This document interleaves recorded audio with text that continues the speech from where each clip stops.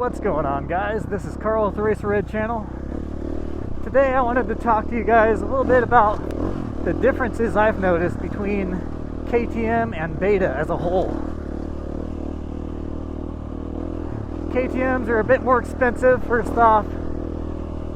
They are taller, although there are certain things that I've found to be a little bit more refined about them, just their general fitment and quality control. However, I would still prefer Beta in a lot of ways. And that's really saying something, considering that they are a lot less expensive. They are shorter, and that makes them more rideable. They are balanced differently, for sure.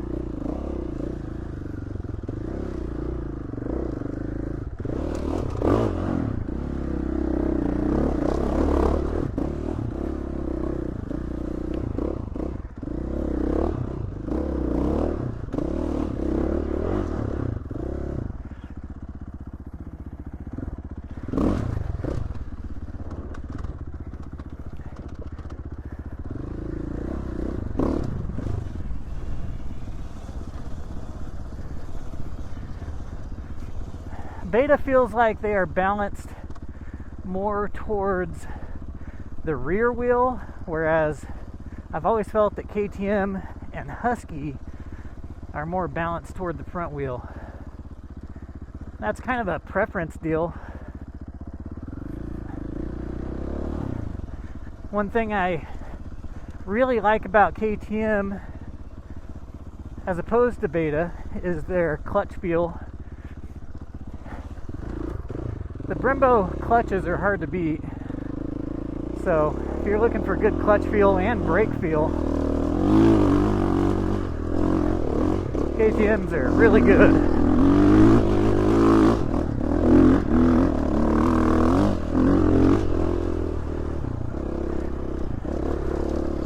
The Betas feel kind of on and off with their brakes and their clutches. This is a very fixable issue, very easy to fix on those bikes. Well, the clutches, I don't know about the brakes, but the clutch is fairly easy to do something with.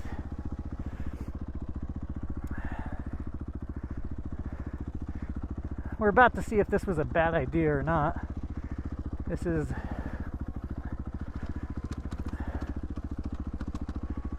a pretty difficult area to ride.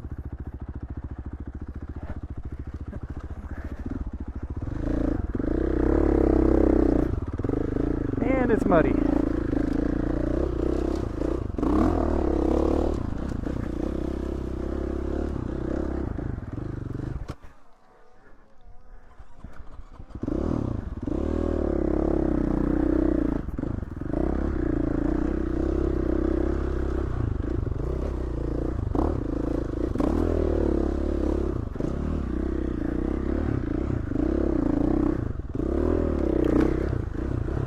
Okay, this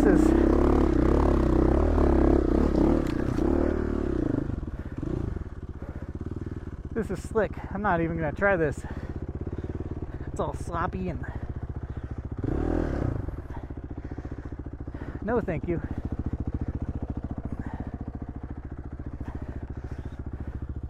All that rock is a mud slimy mess all the way down.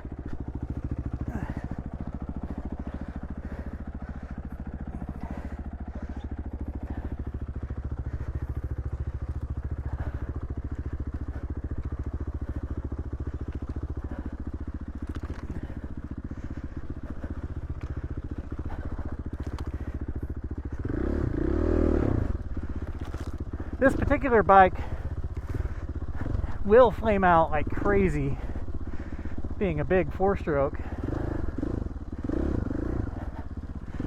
So I put a different clutch lever on here. Midwest Mountain Engineering clutch.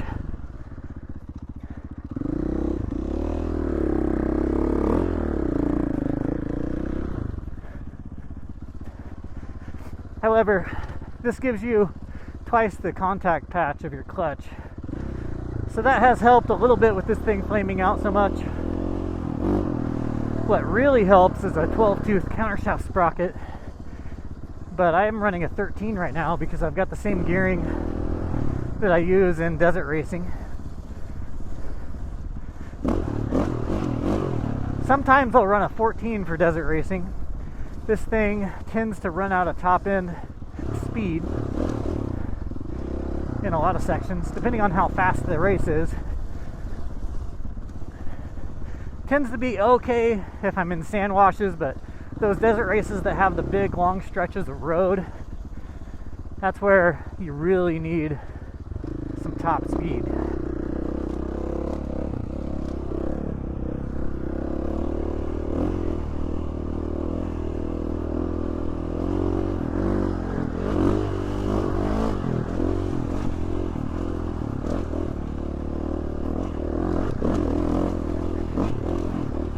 Squirrels really mess things up here.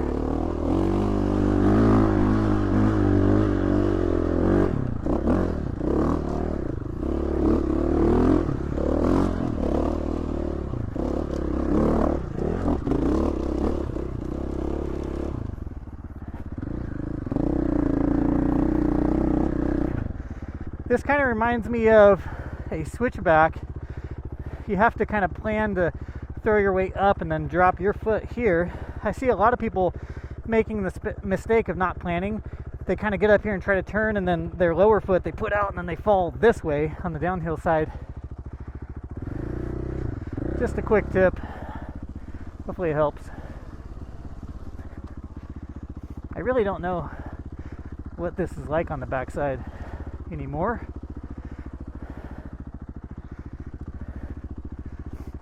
Lots of potential to land right in a big fat rut. Stay to the left and you'd be okay.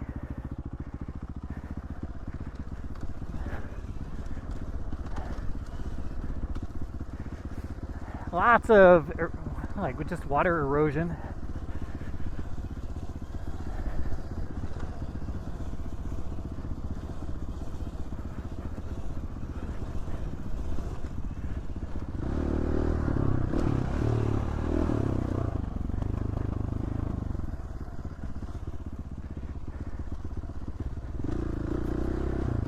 So beta definitely has a little bit less feel on the clutch. It's a kind of on and off feel. Easily fixable though. And then their brakes, their Nissan brakes, I believe, could be wrong there, but whatever brakes they use, they feel kind of on and off as well. But I do like their suspension, their chassis, the price tag, the seat height.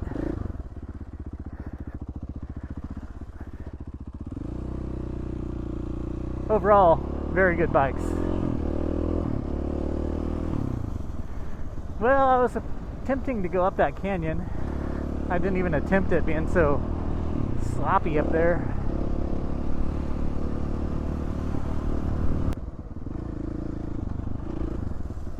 Here's a jump I used to do.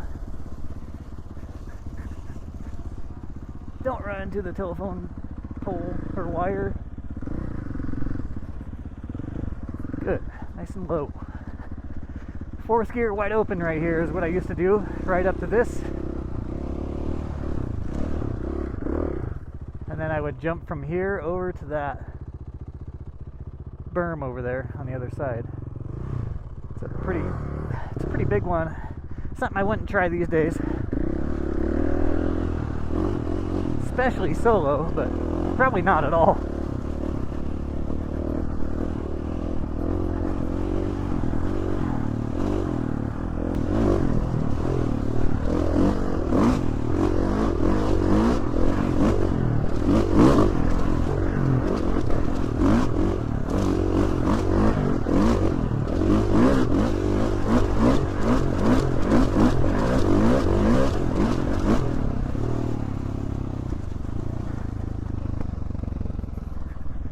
Wow. Drone kept up with me. Alright, normally I would go kind of right up the middle underneath of those poles, but there's a lot of wires around for this poor little drone.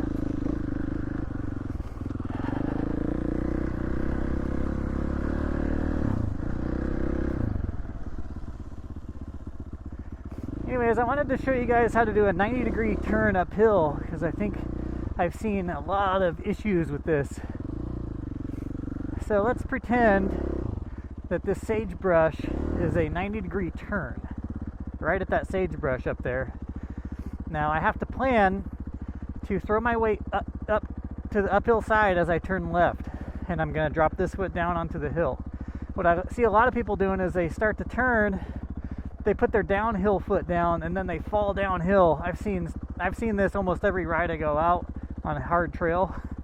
So I wanted to help people a little bit. So let's try this out.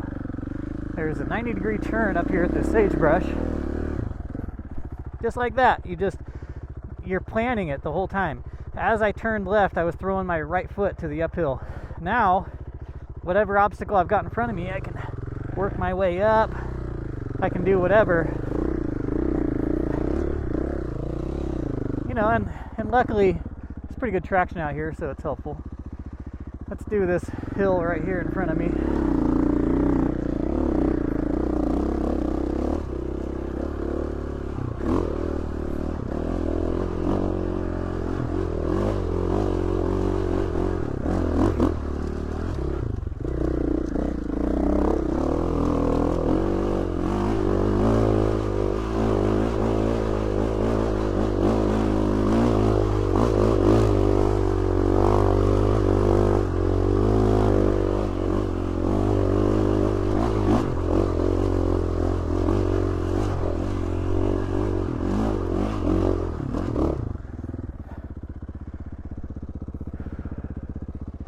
Beautiful ride up here.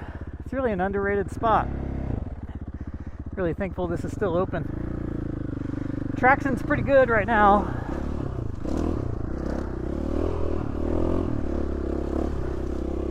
But I wanted to kind of discuss a little bit more on Beta and KTM. Well, Beta's got a nice shop here local in Emmett called Jim County Motorsports. Huge plus on them. So that's one thing to look at.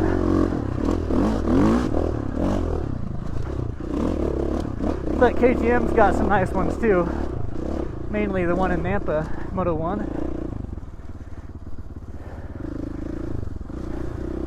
But I really do like the fact that Beta has a good amount of very diverse models. I'm not sure how I feel about their 4-strokes. Seems like those ones come ready to work on. I don't know what the deal is. There's too much computer connection in there. We've had a lot of issues trying to control the idle speed on that 500 Beta that's road legal. So however, their 2-strokes, I'm a big fan of. Big fan of their 2-strokes.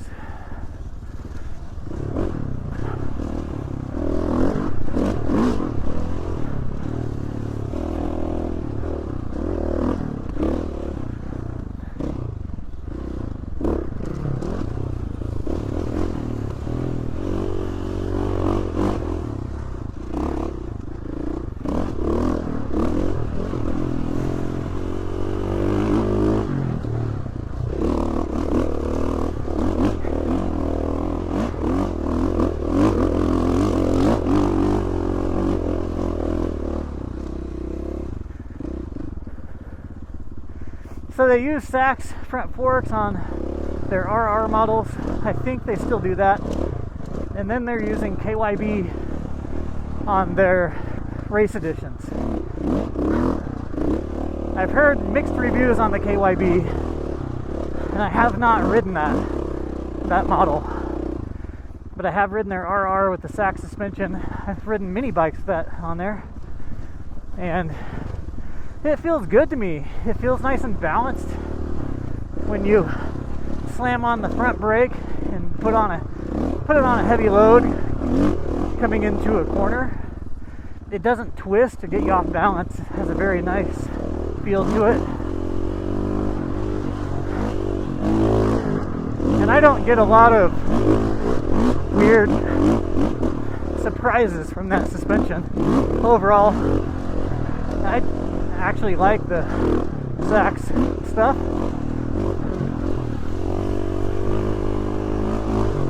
Now they've got a new bike out for 25, and that's got a different fork on it. I haven't heard anything about it yet, but the whole bike seems pretty sweet to me. I think they call it the X Pro. But yeah, they've got a really nice lineup of innovative bikes. I think they still offer a 125, full-blown enduro 125, a 200, a 250, a 300. Then they have race versions of those 250s and 300s, I think. And then they have their 4-stroke lineup as well. And also this year they came up with this like dual sport thing that's like lightweight and durable. That's what it's advertised as. But Beta has had issues with electronics apparently. I don't know that I've had issues with that. Not that I can think of. But that's a common complaint, is that they have wonky wiring and all that.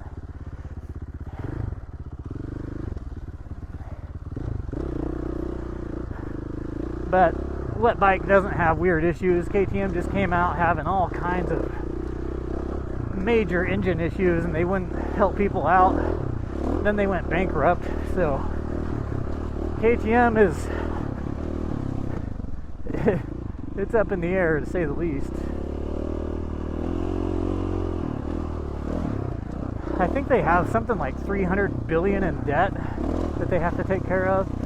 They have to come up with a lot of that pretty soon.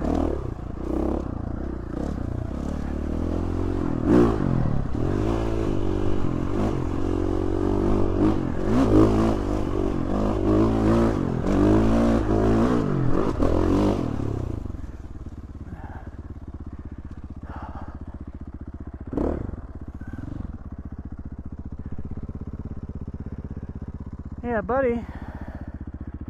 Let's check on the old battery health.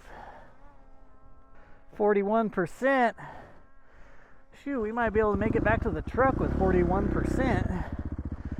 Although I think this drone flies off at like 10%. Freaks out and flies off.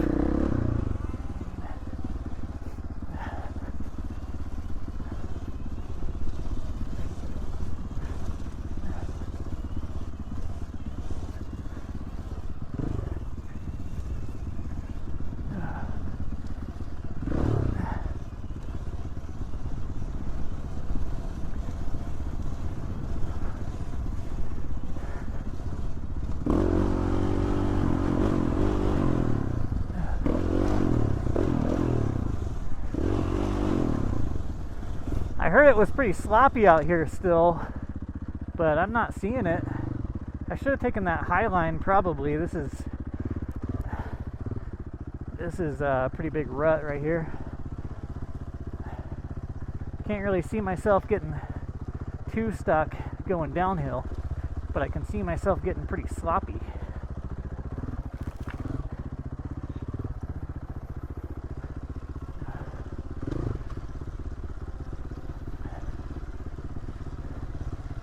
A lot of this rut's going to be sloppy. Yep.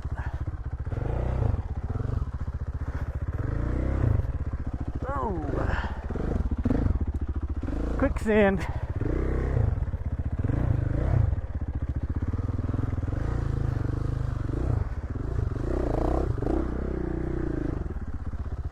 Ugh.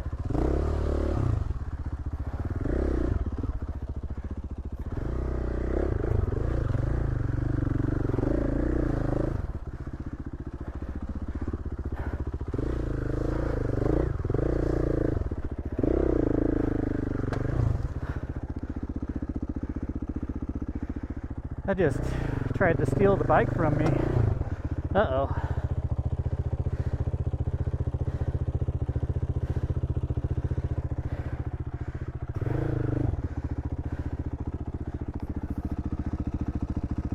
Where are the clanking noises coming from? Chain looks good.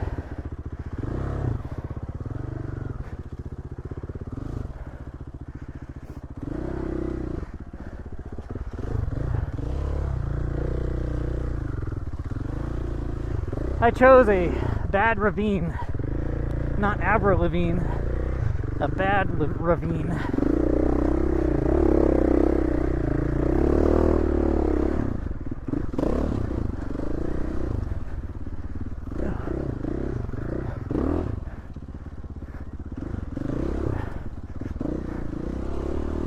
I think Avril Lavigne's a bad ravine too.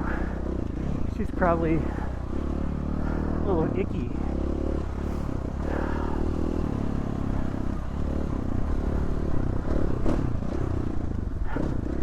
She's in the Skater Boys, and Skater Boys are icky, so that means that she's probably icky.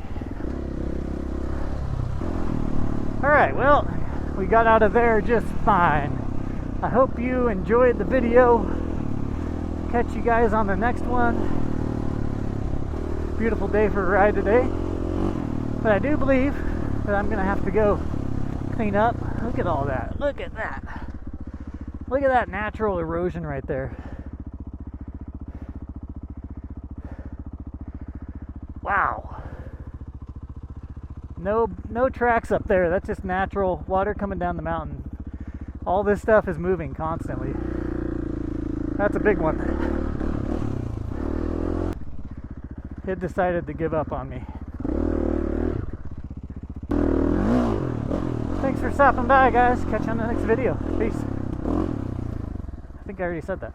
His name is Racerred. If he wasn't riding, he'd be in bed. He naps during the day. He rides his love in garage bays. Oh, he rides all night, full throttle all the time. Oh, he was born to ride. Red Racer, like, comment, and subscribe.